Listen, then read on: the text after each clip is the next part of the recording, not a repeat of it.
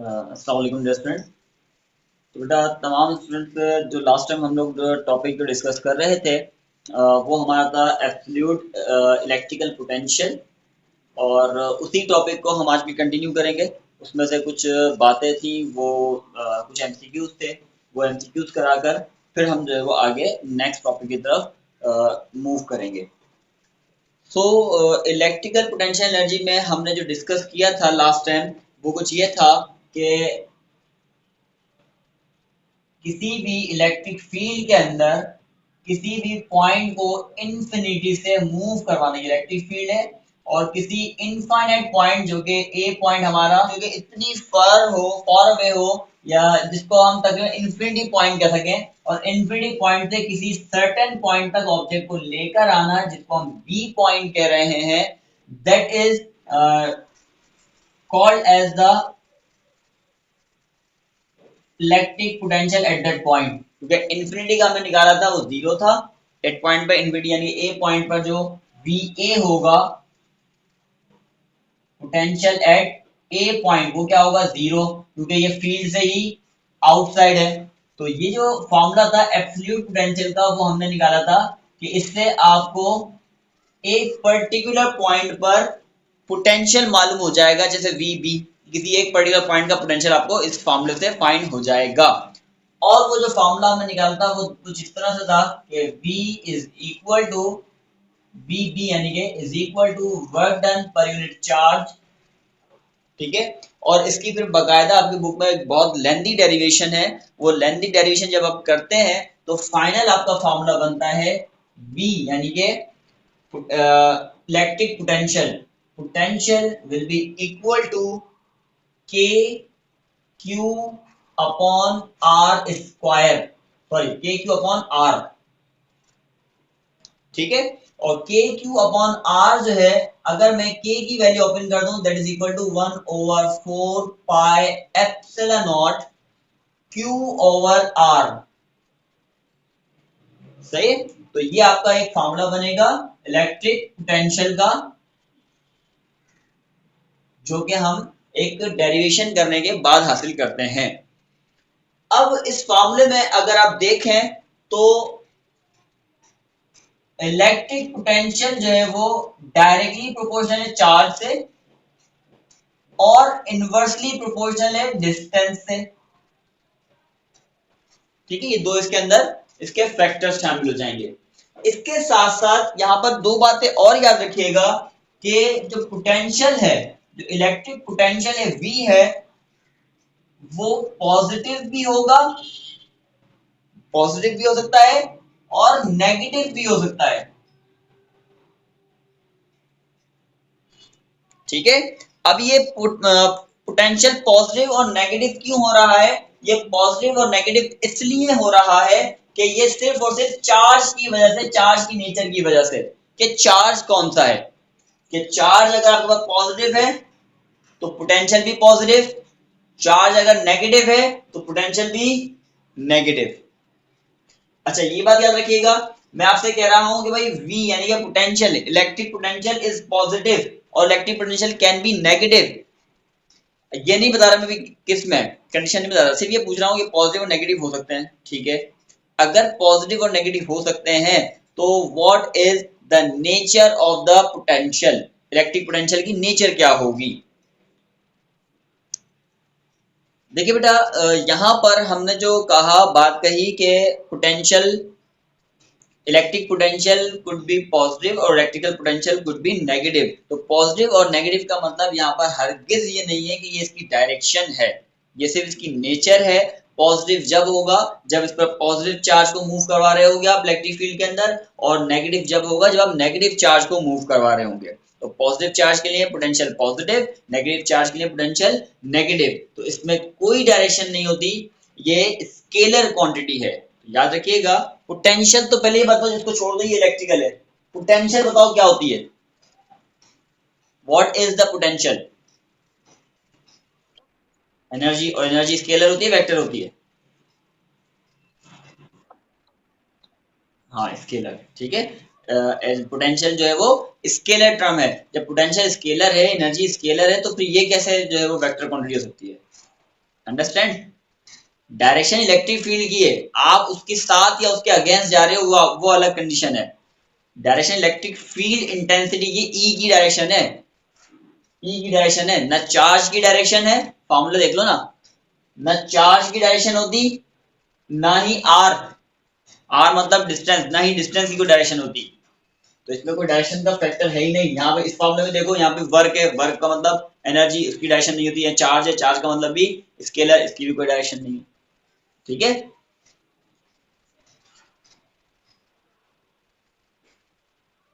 It does not have any. अच्छा जी, तो हमने पढ़ा बेटा electric potential is the scalar quantity, electric potential जो है स्केलर क्वांटिटी होगा। और अभी इसके साथ साथ हमने इसके कुछ फैक्टर्स पढ़ लिए, मीडियम भी इस पर डिपेंड करेगा, इलेक्ट्रिक पोटेंशियल मीडियम भी इनवर्सली प्रोपोर्शनल होगा। अब इस फार्मूले को देखकर हमें समझ में, हमें थोड़ा सा एक आइडिया सा हो रहा है, पहले भी हमने ये कुछ फार्मूले पढ़े और ऐसे फार्मूले, इससे रिलेटेड फार्मूले हमने जो है वो कुछ फार्मूले ऐसे पढ़े हैं। देखिए जरा, एक फार्मूला में पढ़ा था फोर्स का, जिसको हमने कूलम फोर्स कहा था, वो किसके बराबर था, 1/4 पाई एप्सिलॉन नॉट। ठीक है, वहां पर Q इंटू दो चार्जेस थे, तो Q square upon R square था। इसी तरीके से इलेक्ट्रिक फील्ड इंटेंसिटी का भी हमने फार्मूला पढ़ा था, वो बराबर था 1/4 pi epsilon not into Q upon R square. ठीक है, यहाँ पर एक चार्ज जो है वो टेस्ट चार्ज कैंसिल हो गया था, ये भी हमने डेरिवेटिव में पढ़ा, डेरिवेशन में पढ़ा था कि कैसे कैंसिल हुआ था। अब हमने एक पोटेंशियल का फार्मूला पढ़ा है, वो भी इसी से रिलेट करता है, that is equal to 1/4 pi epsilon not into Q over R। तो ये तीन फार्मूला हमने पढ़े हैं, इसमें बड़ी रिजेम्बलेंस है, तो इसको केयरफुली समझना है। फोर्स के अंदर दो चार्ज और दो डिस्टेंस मौजूद है, इलेक्ट्रिक फील्ड इंटेंसिटी में एक चार्ज और दो डिस्टेंस मौजूद है, और पोटेंशियल के अंदर जो है वो एक चार्ज और एक डिस्टेंस की क्वांटिटी मौजूद है। अच्छा जी, तो इनसे रिलेटेड हम एमसीक्यूज डिस्कस करते हैं। और एमसीक्यूज से पहले एक बात समझ लीजिए कि हमने एक बात पढ़ी थी, जैसे मैं ग्रेविटी में एग्जाम्पल दोबारा दूं, ग्रेविटी की डायरेक्शन कहां पर है, डाउनवर्ड, ये ऑब्जेक्ट भी डाउनवर्ड। इस ऑब्जेक्ट को मैं अपवर्ड लेके जाऊंगा तो ग्रेविटी यानी कि पोटेंशियल इंक्रीज होगा, डिक्रीज होगा। हमने कहा कि मैं हाइट पे लेके जाऊं तो पोटेंशियल इंक्रीज होगा, और नीचे लेके आऊं तो पोटेंशियल डिक्रीज होगा। यहां पर भी हमने इसी तरह चार्ज के बाद बात करी, चार्ज पर क्या बात करी कि जब मैं पॉजिटिव चार्ज रख रहा था, एक चार्ज की बात कर रहा हूं, जब मैं पॉजिटिव चार्ज रख रहा था तो पॉजिटिव चार्ज इलेक्ट्रिक फील्ड के साथ जा रहा था, और negative charge opposite direction move करता है। तो आपने, अगर खुद आप कोई काम नहीं कर रहे, आप जस्ट चार्ज को रख दो, सिर्फ आपने चार्ज को प्लेस कर दिया, तो चार्ज खुद ही जो है वो खुद ही जो मूव करेगा, वो कहां करेगा, in the direction of electric field. तो इसमें ऐसे तो पोटेंशियल क्या होगी, डिक्रीज होगी इसमें। अगर अगेंस्ट लेके जाते हैं, जैसे हम ए से बी की तरफ लेके आ रहे हैं, पोटेंशियल इंक्रीज हो रहा है। ये तो सिंगल पॉइंट चार्ज की बात थी। अब जरा सुनिए, अब दो चार्जेस हमने रखे, ठीक है, दो चार्जेस हमने रखे, और लेट्स से ये दो अपोजिट चार्जेस हैं। ठीक है, ये तो अपोजिट चार्जेस हैं, अपोजिट चार्ज एक दूसरे को क्या करते हैं, अट्रैक्ट या रिपेल, ऑब्वियसली अट्रैक्ट। ये जैसे ही एक दूसरे को अट्रैक्ट करेंगे, तो अट्रैक्ट करेंगे, ये खुद ही मूव कर रहे हैं, हम नहीं मूव करवा रहे, हम ये खुद मूव कर रहे हैं। कहाँ इनकी डायरेक्शन है, कहाँ ये एक दूसरे के करीब आएंगे, तो करीब आ रहे हैं तो ये खुद आ रहे हैं, हम इस पर वर्क नहीं कर रहे। अच्छा, मैं इस पर वर्क करके इसको दूर लेकर चले जाऊं, तो अब मैंने इस पर कुछ वर्क किया, अब इसका पोटेंशियल इंक्रीज होगा, क्या होगा, इंक्रीज। तो याद रखना ये है आपने कि जब भी अपोजिट चार्जेस हो, उन वो करीब आएंगे तो पोटेंशियल डिक्रीज होगा, दूर जाएंगे तो पोटेंशियल इंक्रीज होगा। अंडरस्टूड? इसी तरीके से अब दोनों सेम चार्जेस हैं, दोनों सेम चार्जेस हैं, ये सेम चार्ज क्या करेंगे, अट्रैक्ट करेंगे, रिपेल करेंगे, रिपेल करते हैं सिमिलर चार्ज, बिल्कुल। हाँ, जब रिपेल करेंगे तो रिपेल करने के अंदर ये खुद दूर जाएंगे। अब मैं इनको पुश कर कर करीब लेकर आऊं, इनको मैं इस तरह पुश करूंगा, पुश करके करीब लेकर आऊंगा, तो अब मैं वर्क कर रहा हूं, इनको करीब लाने में पोटेंशियल इंक्रीज होगा, दूर जाने में पोटेंशियल डिक्रीज हो जाएगा। ये बिल्कुल अपोजिट है। अपोजिट चार्ज होंगे तो दूर जाने पर पोटेंशियल इंक्रीज होगा, और सेम चार्जेस होंगे तो करीब लाने पर पोटेंशियल इंक्रीज होगा। ये दोनों चीजें आपने याद रखनी है। अब इन्हीं पॉइंट से रिलेटेड जो है वो कुछ एमसीक्यूज हम करते हैं, ठीक है बेटा। सिर्फ इतना कॉन्सेप्ट याद रख लो कि भाई चार्जेस वर्क करें, चार्जेस वर्क करें, वर्क का मतलब एनर्जी है, सही है। चार्ज वर्क कर रहा है, मतलब चार्ज खुद एनर्जी लॉस कर रहा है ना, चार्ज मूव होके जा रहा है, चार्ज वर्क एनर्जी लॉस कर रहा है। मैं अगर कोई काम करूं तो मेरी एनर्जी लॉस होगी, लेकिन जाएगी कहां पर, चार्ज के अंदर। तो मैं लॉस कर रहा हूं अपनी एनर्जी को, ये चार्ज गेन कर रहा होगा। इसलिए तो कहा जा रहा है जिस पे मैं वर्क करूं मेरी एनर्जी कम होगी मगर चार्ज की पोटेंशियल इंक्रीज हो जाएगी। अब एक चार्ज आपके पास मौजूद है, पॉजिटिव चार्ज, एक आपके पास negative charge. These are the two charges.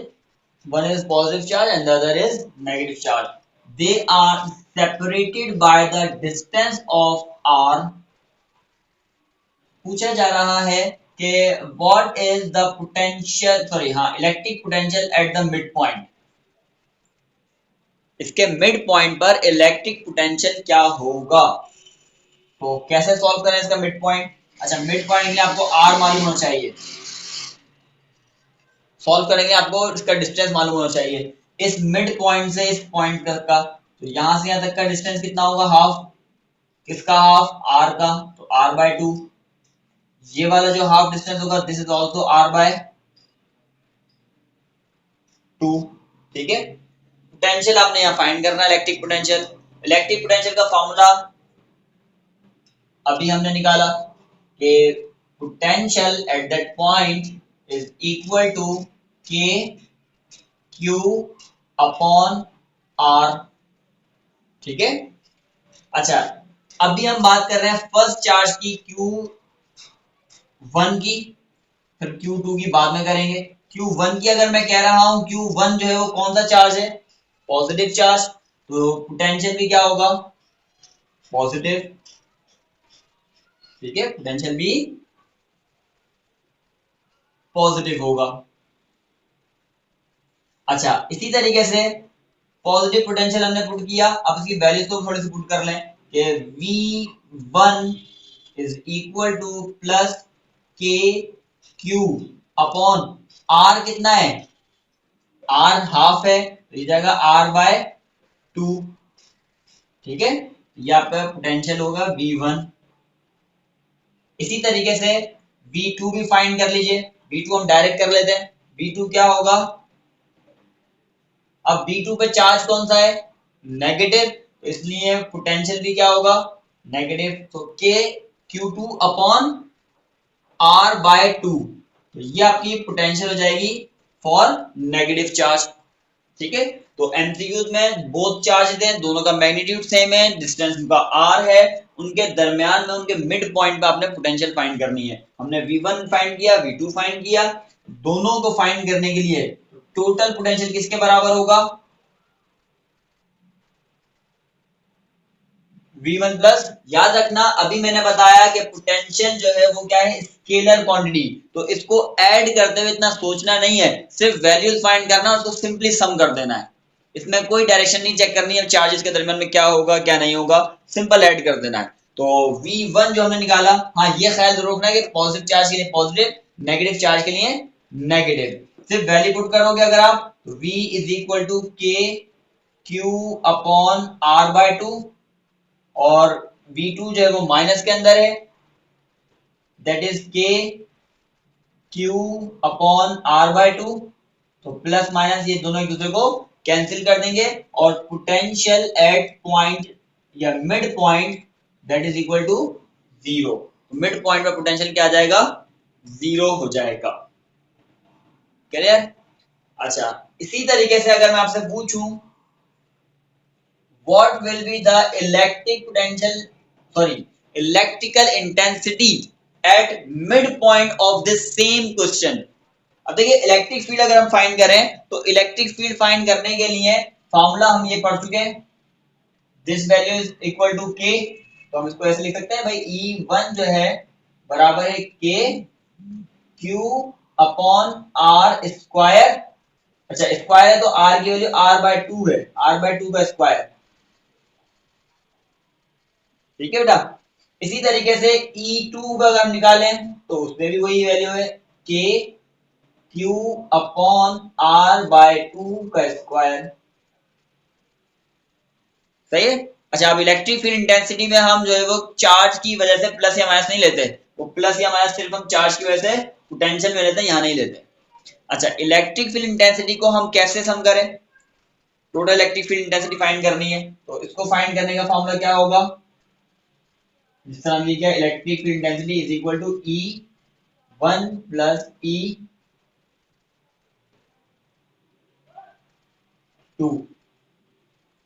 ठीक है।